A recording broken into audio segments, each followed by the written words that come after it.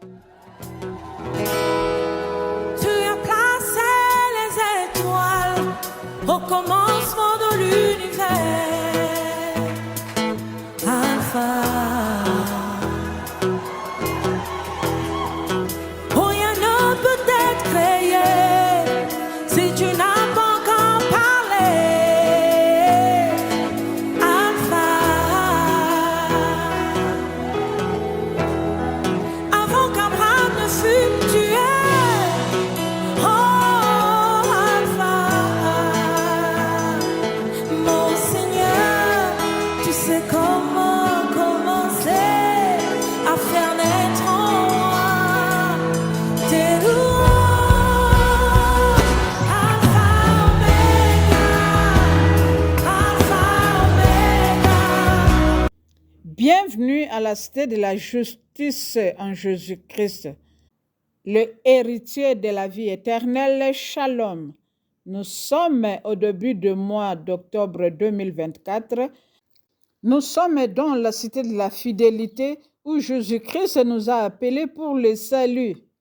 Oui, Christ nous a appelés pour le salut.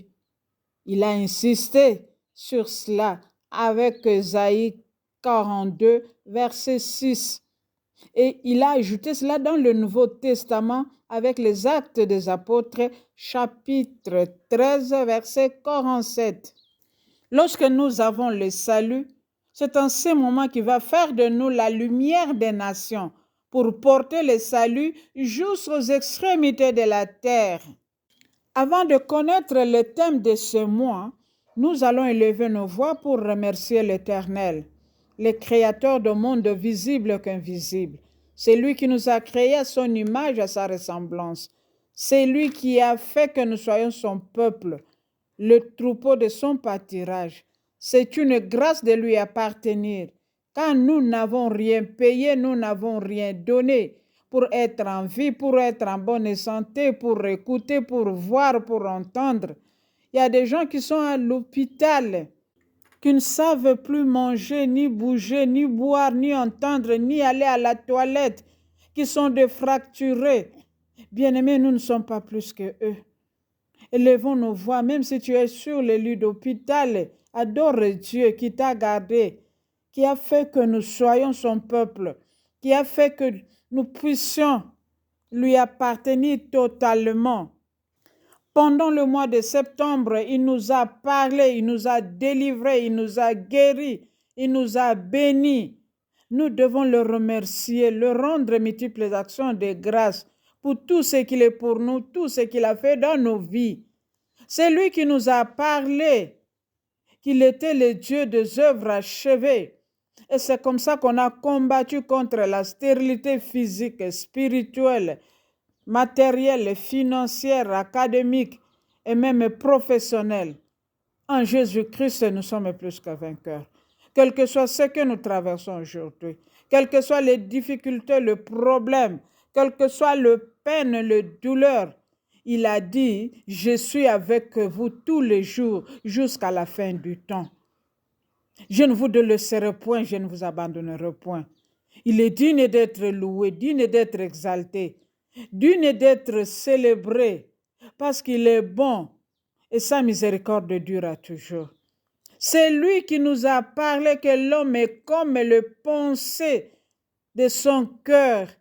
Il nous a ramenés à avoir le pensée divine, afin que nous puissions être supérieurs dans ce monde. Il nous a parlé que le cœur de l'homme est tortueux. Personne ne pouvait le connaître. Il n'y a que lui qui connaît, car c'est lui qui sonde nos cœurs et nos reins. Nous le sommes infiniment reconnaissants, car il nous a dit dans sa parole que même si nous marchons dans la chair, nous ne combattons pas selon la chair. Les armes qu'il nous a données ne sont pas charnelles. Elles sont puissantes pour renverser les forteresses, le raisonnement, toute hauteur qui s'élève contre la parole de Dieu. Et nous devons chaque fois ramener nos pensées captives à l'obéissance de Christ. Et nous devons punir la désobéissance dans toutes ses formes. C'est en ce moment que le Saint-Esprit va nous conduire jusqu'à la vie éternelle. Nous sommes maintenant au mois d'octobre. Nous avons comme thème les héritiers de la vie éternelle, tiré dans Tite, chapitre 3, verset 7.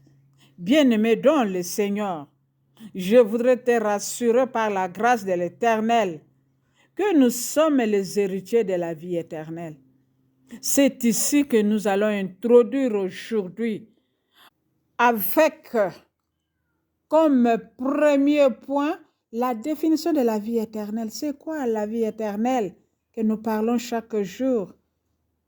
C'est la vie que nous allons mener pleinement auprès de Dieu. D'une façon éternelle, c'est là où nous allons habiter, soit après la mort, soit après l'enlèvement. C'est le don gratuit que l'Éternel nous donne sans que nous puissions rien payer, rien donner, car la vie éternelle n'est pas basée sur les œuvres, mais c'est sur la grâce de Dieu. Elle se différencie du salut du fait que le salut annonce la vie éternelle qui a commencé par la résurrection du Christ. Lorsque nous acceptons Jésus-Christ comme notre Seigneur, notre Sauveur personnel, c'est là où nous commençons avec le salut. Nous cheminons avec cela si du moins nous sommes obéissants. Et c'est comme ça que nous allons aboutir à la vie éternelle. C'est pendant le salut que nous sommes en train de chercher le royaume et la justice et toutes choses que nous avons besoin. L'Éternel nous les donne par-dessus si nous marchons dans l'obéissance à sa parole. C'est pourquoi il nous dit dans Matthieu 6, à partir du 34e verset, « Ne vous inquiétez donc du lendemain, car le lendemain aura soin de lui-même. À chaque jour suffit sa peine. » Pendant que nous sommes en train de chercher le royaume et la justice, l'Éternel est en train de suffire à tous nos besoins. C'est ça qui est extraordinaire pour les enfants de Dieu. Dieu lui-même nous dit dans Matthieu 6 à partir du 19e verset, « Ne vous amassez pas de trésors sur cette terre, où la teigne et la rouille détruisent, où le voleur perce et dérobe, mais amassez-vous des trésors dans le ciel, où il n'y a ni teigne ni voleur. » Cela signifie, nous devons suivre ce qu'il nous dit afin qu'il puisse nous bénir, car c'est la bénédiction de l'Éternel qui enrichit. Elle ne se fait suivre d'aucun chagrin. Ce n'est pas que nous n'allons rien chercher. Lui, il nous a demandé de chercher premièrement le royaume et la justice. En deuxième, troisième, quatrième, cinquième position, nous allons aussi chercher à manger, à boire, le vêtement, tout ce que nous avons besoin. Et c'est lui qui va nous les donner afin que notre joie soit parfaite. Deuxième point, qui peut avoir la vie éternelle? Selon 1 Jean chapitre 5, verset 13, la Bible nous dit, « Je vous ai écrit ces choses. Vous qui croyez au nom du Fils de Dieu, sachez que vous aurez la vie éternelle. » Tout le monde qui croit en Jésus-Christ, il commence avec le salut. Il commence à chercher le royaume et la justice. Et toutes choses qu'il a besoin lui sera donné par-dessus. C'est-à-dire c'est tout le monde, de n'importe quelle origine, quelle race, de n'importe quelle couleur, de n'importe quel niveau d'études. Lorsque tu crois en Jésus-Christ, tu seras sauvé, toi et ta famille. Ta famille aussi doit accepter Jésus-Christ. Quand tu obéis à la parole de Dieu, aux instructions de Dieu, tout ce que tu vas demander dans la prière, tu le recevras selon sa volonté. C'est pourquoi, bien-aimés dans le Seigneur, l'Éternel nous dit dans Proverbe 8, Verset 35. En effet, celui qui me trouve a trouvé la vie. Il a obtenu la faveur de l'Éternel. Lorsque tu es avec Jésus-Christ, il va t'accorder la faveur de recevoir ce que tu as besoin, selon sa volonté, non pas selon la volonté des hommes. Ce n'est pas selon la volonté de la médecine ni de la technologie, mais selon la volonté de Dieu. Dans tout ce que nous venons de dire, Dieu veut que nous puissions le mettre en première position et les autres choses après. Lorsqu'il est en première position, il va nous accorder sa faveur. Lorsque nous avons sa faveur, il va nous accorder ce que nos cœurs désirent. Beaucoup de gens passent leur temps à chercher les choses de ce monde, dans des convoitises charnelles, dans des convoitises mondaines, dans des convoitises des yeux. Nous avons oublié la formule divine que l'Éternel nous a donnée de chercher d'abord son royaume, sa justice. C'est en ce moment qu'il va nous donner ce que nos cœurs désirent. Nous devons comprendre que ce que nous cherchons aujourd'hui, tout passera. Ça passera, le monde passera, sa convoitise aussi. Mais celui qui fait la volonté de Dieu, c'est celui-là qui va demeurer éternellement. Nous devons hériter la vie éternelle parce qu'après la mort, après l'enlèvement, nous devons vivre. Nous ne devons pas mourir la seconde mort. Et c'est comme ça que nous allons débattre pendant ces prières ce que nous devons faire afin que nous puissions hériter la vie éternelle. Nous avions vu la fois passée à quoi sert à un homme de gagner le monde et de perdre son âme. Nous ne sommes pas de ceux qui vont se perdre. Nous sommes là pour hériter le royaume des cieux. Selon Jean chapitre 17 verset 3, la Bible déclare: Or, la vie éternelle, c'est ce qu'il te connaisse, toi le seul, le vrai Dieu, et celui que tu as envoyé qui est Jésus-Christ. Lorsque nous allons le connaître en profondeur, en détail, c'est en ce moment que nous aurons la vie éternelle. Inutile d'entrer en profondeur des choses diaboliques, sataniques et sorcelleriques. Lorsque nous avons Jésus, nous avons sa puissance, nous avons son autorité, nous avons son pouvoir. Quel que soit ce qui va s'élever contre nous, nous allons marcher sur cela au nom de Jésus-Christ.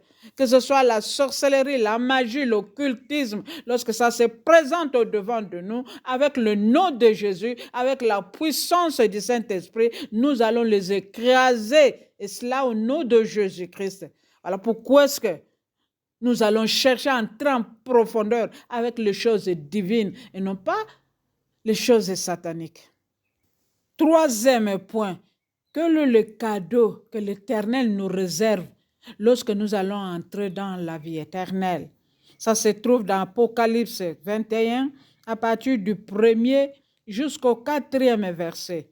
La Bible déclare: Puis j'ai vu un nouveau ciel, une nouvelle terre, et j'ai vu descendre du ciel d'auprès de Dieu la ville sainte qu'on appelle la Nouvelle Jérusalem. C'est ça le plus grand cadeau du monde que l'Éternel nous réserve, toi et moi. Si nous sommes dans l'obéissance, nous allons habiter dans la ville sainte qu'on appelle Nouvelle Jérusalem. Et qu'est-ce qui se passera là-bas? Bien-aimé, écoute la parole de Dieu. C'est ça qui va nous inspirer de chercher le royaume et la justice, afin que l'Éternel puisse nous donner la Nouvelle Jérusalem, par sa grâce et par sa miséricorde.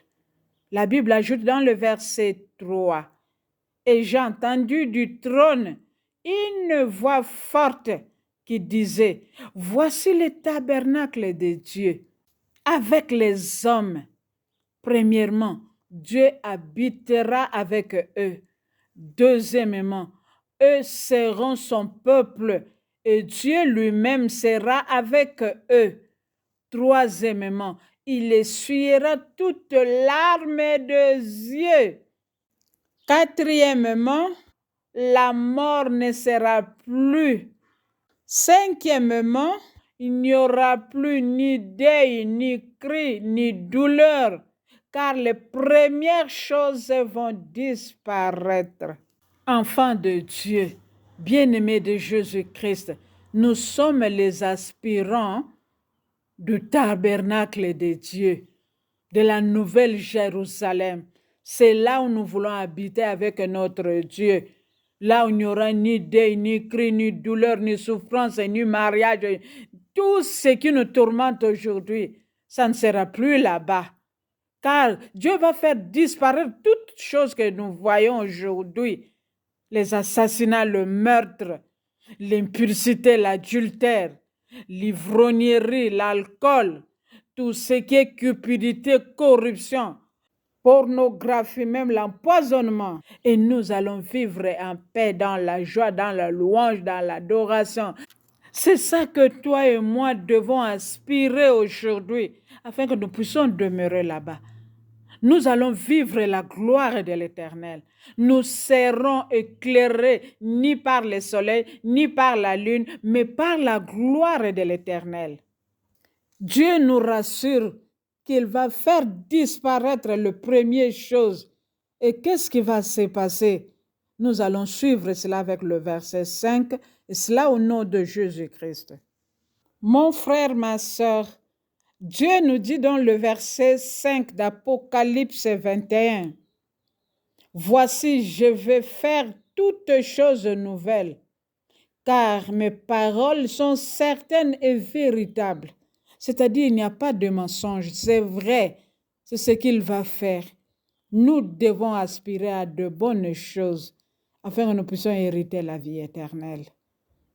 Dieu, il est l'alpha et l'oméga, le commencement et la fin. Il nous dit ceci, c'est lui qui a soif, je donnerai de la source de l'eau de vie gratuitement. Nous n'allons pas acheter. Nous allons boire gratuitement à la source d'eau. Il nous promet aussi à celui qui vaincra, il héritera ces choses. Je serai son Dieu et il sera mon fils. Tout cela, c'est l'héritage de la vie éternelle que l'Éternel va donner à ses fils, ceux qui vont vaincre les choses du monde, les choses charnelles. Ils vont vaincre le pensée négative et qui vont vaincre le pensée charnel.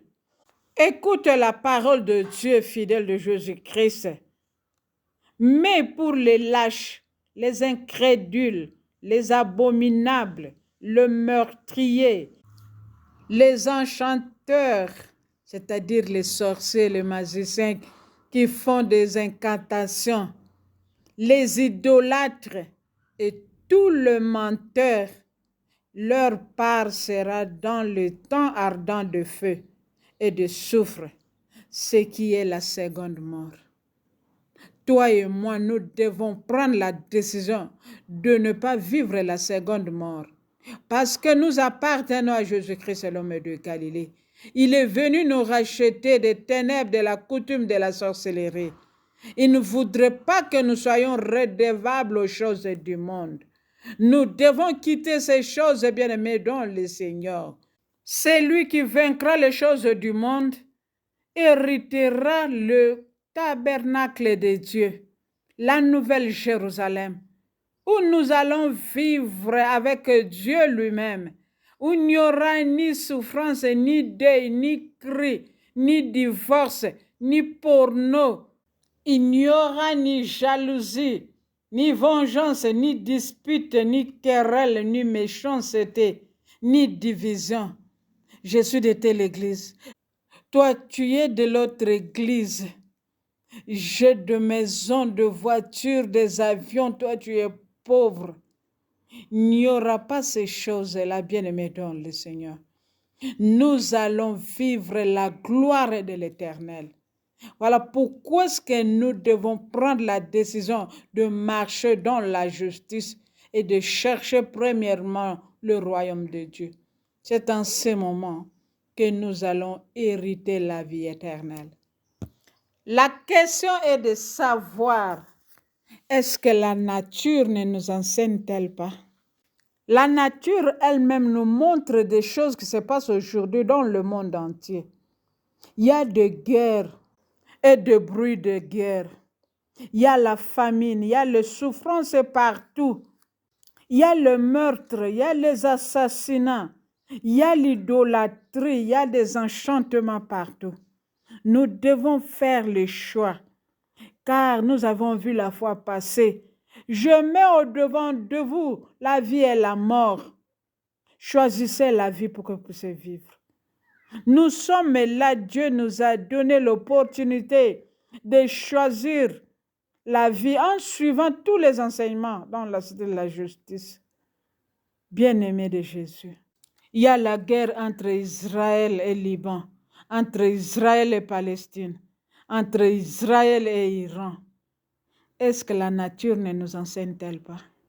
Il y a des problèmes en RDC, en Mali, au Niger, même à Burkina Faso. La nature ne nous enseigne-t-elle pas? Nous sommes en train de voir ceux qui vivaient avec nous partir un à un. Même ceux qui nous ont enseignés, même ceux qui étaient des présidents de la République, des rois, des reines, partir un à un. Nous devons nous poser la question, où serons-nous demain? Est-ce que dans la gloire éternelle ou dans le feu éternel où il y aura grincement de dents? En conclusion, la Bible déclare, ne vous inquiétez de rien. En toutes choses, faites connaître vos besoins à Dieu par de prières, par de supplications, par des actions de grâce. Et la paix qui surpasse toute intelligence habitera vos cœurs. Nous avons besoin de la paix. Dieu lui-même a remarqué qu'il y a beaucoup d'inquiétudes au milieu de nous. Nous devons laisser cela. Ne soyons pas agités. Cherchons la paix. C'est ça qui va surpasser toutes choses. Bien-aimés de Jésus, nous voulons prier dans tout ce que nous venons d'écouter. Je crois que l'Éternel nous aime.